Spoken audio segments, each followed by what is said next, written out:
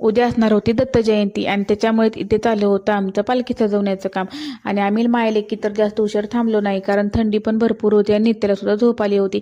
आणि बुरुंगवाडी ते औंधमपूर हा पालखी सोहळा दरवर्षी आमच्या इथून दत्त जयंतीला निघते आणि त्यामध्ये खूप लोक सहभागी होतात. मी सुद्धा लहान होते ना, तेव्हा एक 7-8 वर्ष कंटिन्यू जात होते. आणि इथं मस्त अशी आरती वगैरे केली आणि टाळांच्या गजरात आमचा पालखी सोहळा चालू झाला होता. तुम्ही कधी गेलाय का असं पालखीला किंवा दिंडीला असं कुणीकडे? तर गेला असाल तर मला कमेंटमध्ये नक्की सांगा, कारण खूप छान अनुभव आणि खूप छान वाटतं बरं का असं चालत जायला.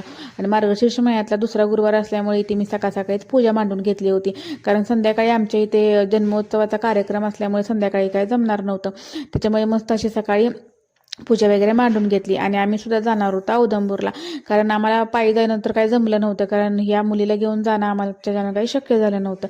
त्याच्यामुळे आम्ही जाण्यासाठी छान अशा रेडी झालो होतो. आम्ही तर तयार झालो होतो, पण आम्हाला सोडायला येणारा नित्याचा मामाचा तर काय पत्त्याच नव्हता. त्याच्यामुळे आम्ही बसलो होतो त्याची वाट बघतो. एक 10 मिनिटानंतर आला आणि आम्ही सुद्धा निघालो.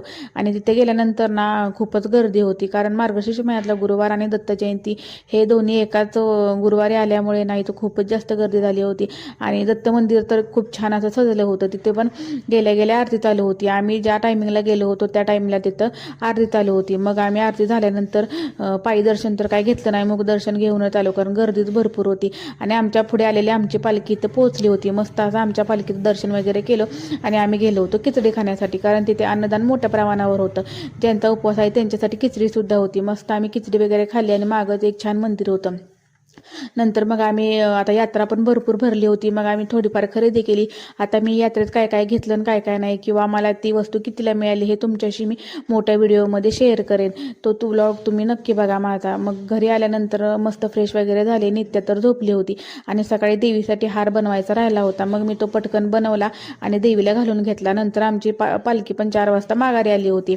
आणि आमच्या मंदिरामध्ये पण इथं फुलं पडण्याचा कार्यक्रम होता. मग आम्ही पण गेलो होतो मंदिरामध्ये.